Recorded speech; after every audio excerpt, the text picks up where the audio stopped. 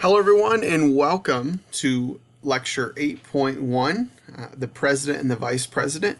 This lecture is going to be the first lecture in our combo unit for chapters 8 and 9, where we're going to basically take a look at the executive branch. We're going to look at the jobs of the President and the Vice President. We're going to look at the actual different offices and departments and stuff in the workings of the actual full executive branch, and how the president gets elected, and all that kind of stuff. So let's get started. We're going to talk about what the president and vice president do. All right. So we're going to start off with presidential duties. And the first thing that we need to think about is that the president and what their job has been and is now is completely different from what it was when George Washington was our president way back in the late 1700s. And the big question there is why. And I just want you guys to stop the video for a second, maybe take 10, 15, 30 seconds at most, and think of some reasons for why has the president's power or their duties grown immensely since George Washington.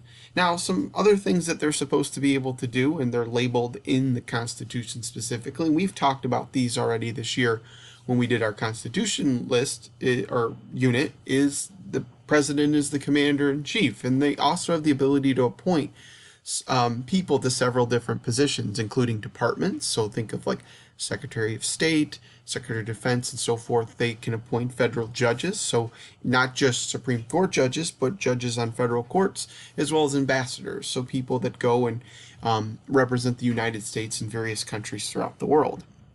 They also can make treaties with other countries and meet with foreign officials. One of the biggest jobs the president has as their presidential duty is to make sure all laws are actually faithfully executed and carried out to their extent. The president also can pardon criminals if he chooses to do so, and then every year the president is also supposed to deliver the State of the Union address, which we'll talk a little bit more about that here later. But remember, that's all about kind of updating the country on where the country's at, and then also where the president would like to go.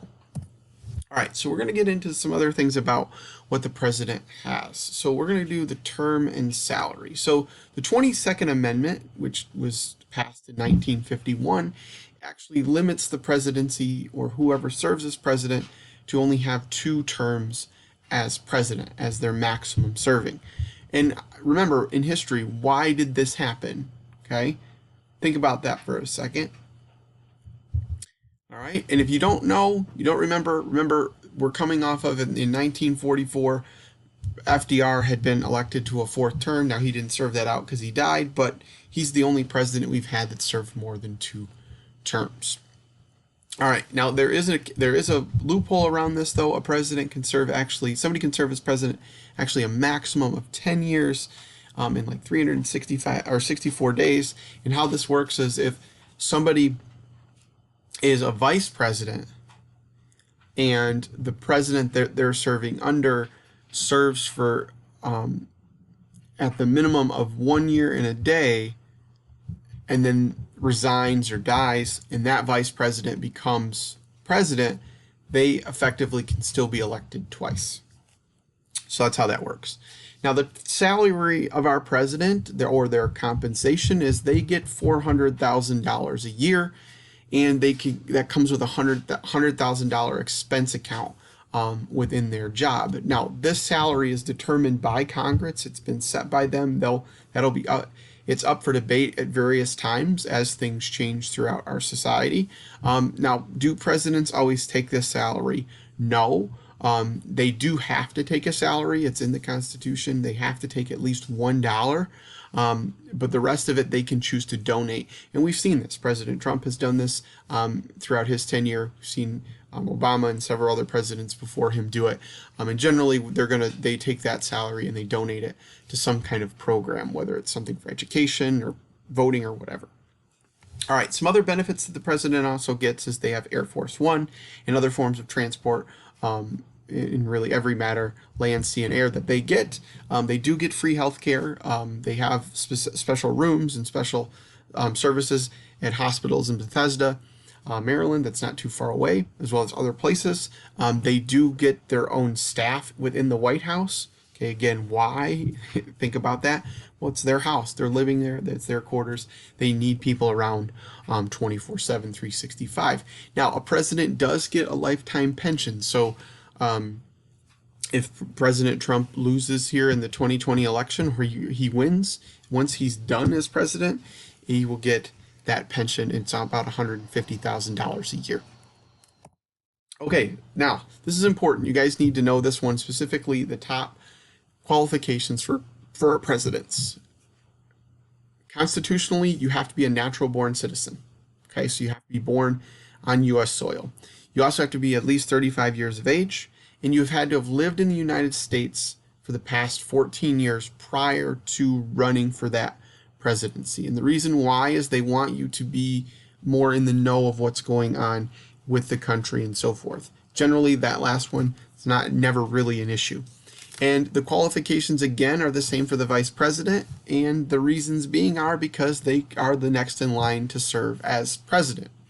Now, in terms of government experience, typically throughout our history, our presidents have had some kind of political experience on their resume. Many senators or governors have went on to become president. And that happens. I mean, you can look at George W. Bush on screen. He was governor of Texas, and he went on to become president of the United States. Now, generally, you want somebody that has a political career because it makes alliances easier, not just with foreign countries, but possibly inside the United States in that political realm because they know people and so forth, and also that they're going to garner name recognition.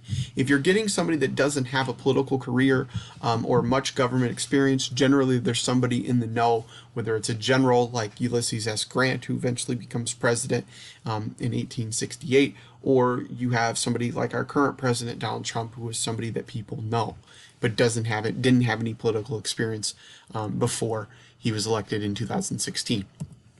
All right, so now we're going to talk about some qualifications that actually help the president or somebody become president of the United States. Money. Money's the big thing. Money is needed to run for president these days. You need supporters, you need personnel, and you also need money personally to get the campaign going.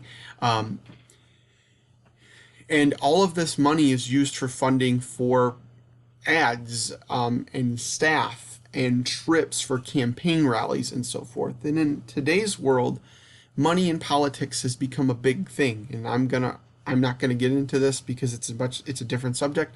I would argue that we have too much money in politics in some ways, but for the presidency alone, it may take over $100 million for somebody to become elected president, just so they can spend and get their message out there or be there and meet the people and so forth.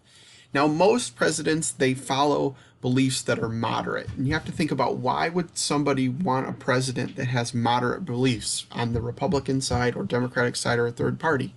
And the reason being is if you were to take kind of a line, a spectrum, okay, and the center point of that line is moderate, and left's Democrat, right's Republican, or left's liberal, right's conservative, you're going to want somebody, regardless of which way they lean, left or right, you want them towards the middle, because then they can actually kind of match with, or at least be seen or have some kind of connection with people that are on the other side, but still in the middle. Because generally most people, if it comes down to it, are moderate, and you want somebody that reflects that.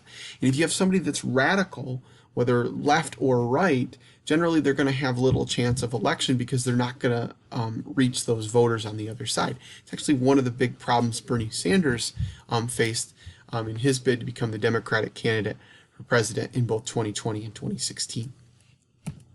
All right, so personal characteristics, further with qualifications here that we're going to talk about. Most presidents have come from a middle-class background. Generally, they've been white, married, and Protestant, and financially wealthy. Now, obviously, President Barack Obama is the only one that wasn't white. We have various different religions that that our candidates follow. If you look at this election, Trump is not really religious at all, and Biden is a practicing Catholic. You have Trump, who's financially wealthy, Joe Biden as well, and coming from the background as a senator for Delaware. You also have personal growth. And this is an important aspect, not just so much in terms of us talking about a president growing in office, such as Trump or Obama that you see on screen. It's more about the idea of what they have to go through here. Is the president, whether you like them or don't like them, they are faced with very difficult decisions and responsibilities, and they're going to grow to succeed or fail based on what's going to happen within their presidency. And it is an extremely lonely position for these people, because they're going to make a decision that millions and millions of people are going to love, but they're also maybe going to hate. And this is specifically with the 24-hour news cycle and the division that we have growing in our country between liberals and conservatives, or Republicans and Democrats, and this idea that, oh, my side's already right, or always right. This can cause issues, and it makes that position extremely lonely. And then added on the top too, that they're making decisions outside of this entire thing, just within their job. They could be making decisions that are going to hurt millions of people or lead people to their deaths in the case of like being a commander-in-chief. And that's extremely, extremely lonely. And the one example I can say to help you understand this idea is I recommend after this lecture, go do a Google search of Obama, or you can't do Trump yet because, I guess you could, but I would wait to see if he gets reelected, because it would it'll make more sense if you see somebody over 8 years. But go do a Google search and see what that president was, what their picture was when they first came into office, and then when they left office, because you could see the toll that the position takes on them, because it's a stressful job, it's a demanding job. All right, so now we're going to talk about succession. So we've actually had 8 presidents die in office. We've had 4 that have been assassinated. We've had 4 that have died of natural causes. And the order of succession was set up prior to the 25th Amendment, but the 25th Amendment solidified that order of succession. Now, the Nixon and Ford example is the one that's actually outside of this one, even though the amendment was established beforehand. And the reason why I want to bring this up is because Gerald Ford is technically the first vice president to become president, but actually not technically get elected by the people. And the reason being is because Nixon's vice president had to be dismissed, and then they had to pick and nominate a vice president, and it became Gerald Ford. And he did become vice president under the rules of this 25th Amendment. Now, there's other things, and this is a big thing that's been in debate throughout our history, is especially with this 25th Amendment coming in, is when we have matters of disability. And the first person that's in line is the VP, and they can become president under 2 conditions outside of the obviousness that the president resigns or is killed in office or dies in office. Is 1, the president informs Congress that they cannot perform their duties as president, they're unable to, and they swear in the vice president as president for a time. Or the VP, the cabinet, and Congress will actually vote if the president is disabled enough to where they need to replace them for a period of time. And this is actually a question that came up recently because President Trump came down with coronavirus. But obviously that didn't go in the direction where they needed to make this vote a disability, but it was something that was brought up. All right, now we're going to talk about the two roles of the vice president. The vice president has 2 main roles. The first one being they are the president of the Senate. They do have a legislative branch role, and typically, really, they kind of just run the office there, kind of run the meetings and what's going on the floor. But really, their biggest job in the Senate is, because they're not there all the time, is to vote if there's a tie. But their main job is to act as president if needed. And that if needed is not just if the president is incapacitated. It's the president can't be in multiple places at once, so the vice president can go do the same thing the president would do, just in different areas. We've actually had 14 vice presidents in the past serve as president. If that number will change if Joe Biden wins the presidency here coming up on November 3rd. and it would change to 15 because he was a vice president. Now, the modern responsibilities of the vice president, they're mostly assigned by the president. The president is going to say, all right, here, this is what we're going to be trying to do. Hey, VP, maybe you should try to go do this, or I can't be here, you need to be there.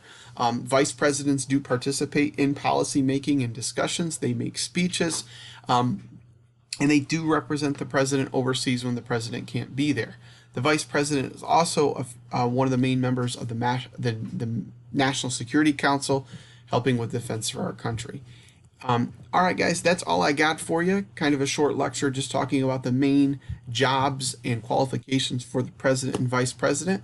I'll see you in the next one where we actually talk about how the president's elected. Have a good one.